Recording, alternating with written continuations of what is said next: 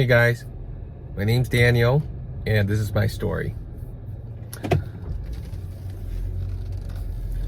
I never quite share with you guys. It's been a while since I made a longer video like this. As you guys some of you guys probably know, I make videos while I drive, mainly because I don't have that much time to make video elsewhere.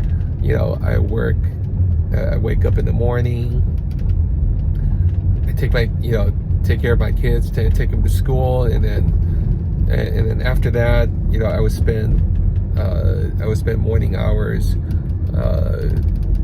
with some routines, that could include workout or praying and whatnot. And then I head to work. When I get back from work, I cook for my kids, and sometimes I jump on Zoom to teach classes of private students, with my kids who are learning art and design and manga drawing online with me. So I really don't have that much time to shoot videos, and my driving time becomes one of my only times when I can create content, if you will. So bear with me. So again, it just dawned on me this morning that I never quite, I started this YouTube channel, Drawn to Light, for a reason, but that reason has been lost, in some ways has been lost to me for the last 2 years or so that this channel has been around. And just it kind of dawned on me that, what, I need to go back, I need to refocus myself. I really need to tell the story why this channel was started in the first place. Well, this channel was started in the first place because there's a story that I want to share. There's a story that God wanted me to share, and I never quite shared to the world. And so here we go. I suppose this is part one of my story. So what is my story? Those who know me, I'm an artist. I'm fortunate and privileged to be accepted and to graduate from Art Center College of Design, which is one of the most prestigious design school around the world, especially with entertainment design, car design, industrial design, and whatnot. I had the privilege of working as a freelance artist. I work mainly in the theme entertainment design world. I work with Cunningham, BRC Imagination Arts, Contour Entertainment, and Mizuker Entertainment, and many other theme park design studios of varying sizes and influence and reputation. So,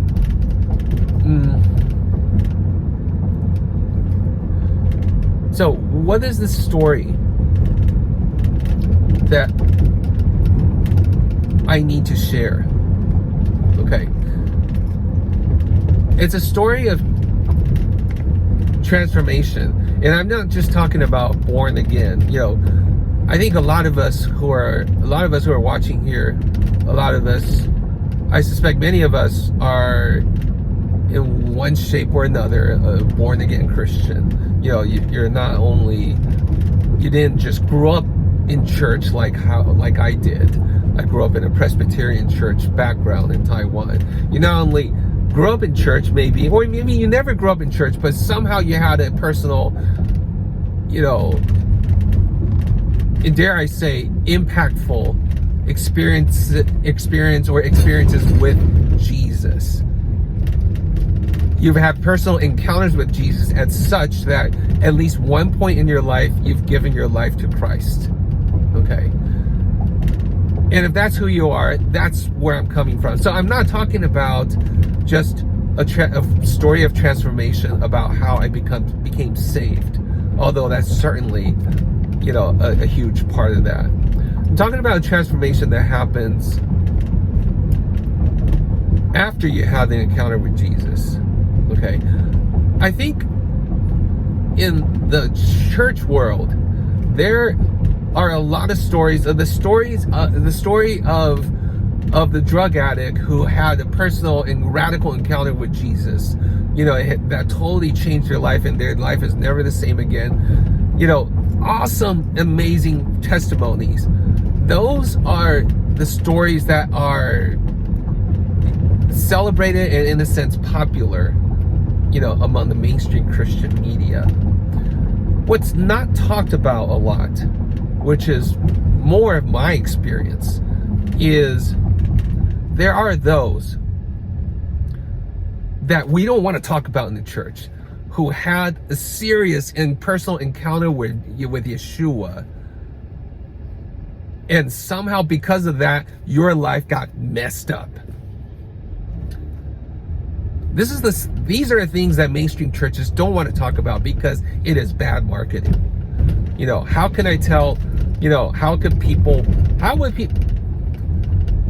I sell the gospel, if you will, of Jesus Christ if I tell them that there's a possibility after you get saved, your life may get worse than before? And I'm not just talking about persecution and whatnot. I'm talking about, people who before they're saved, they may be kind of successful, not just successful outwardly, but maybe they genuinely feel like they're happier people. But after they're saved, they started to go through things in their life, or the issues in their life started to surface so much that joy seemed to disappear, and you go through periods, and maybe even like long periods of, should I say, the wilderness experience. Okay, and yes, we talk about the wilderness experience in the church, but we don't really talk about it because wilderness is tough. Okay, it's tough. For a lot of us, we probably would never ever want to accept Christ, and we know that after we accept Christ, we're going to go through some type of a tough experience. I'm not just talking about persecution, although that's certainly included. Okay, but this is much more my story. How I got saved, but soon after that, how I stepped into the wilderness. A wilderness that at least have lasted 30 years or more. If this is your cup of tea, then welcome. And welcome. I would love it if you continue to listen to my story because my story is quite unique. It is and it is not unique. It is not unique, but it's unique in that not a lot of people are willing to talk about it in the church world. Okay, but believe me, a lot of serious believers in Yeshua has been through this in some form or another, at some intensity or another. Okay, a lot of people go through this, but very few want to talk about it because it's bad marketing for the mainstream Christian culture. But I'm going to talk about it because that is the story of my life. It's a story of how my square peg does not fit into the round hole of mainstream Christian, Christianity theologies, evangelical theologies, even, and how my life,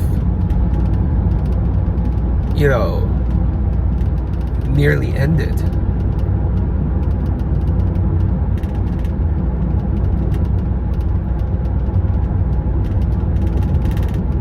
Because of my unusual encounter with God, because of my unusual process, the unusual process that I had to go through in order to have my encounters with Jesus. So this is kind of an intro. Thanks for listening. So this will be like an intro to a part of a series that I'm going to be sharing about my life, how God transformed me after I'm saved, much long after I'm saved. You know, with a story that's rather unique. Okay. So thanks for watching, and we'll see you next time. We'll talk to you next time. Bye.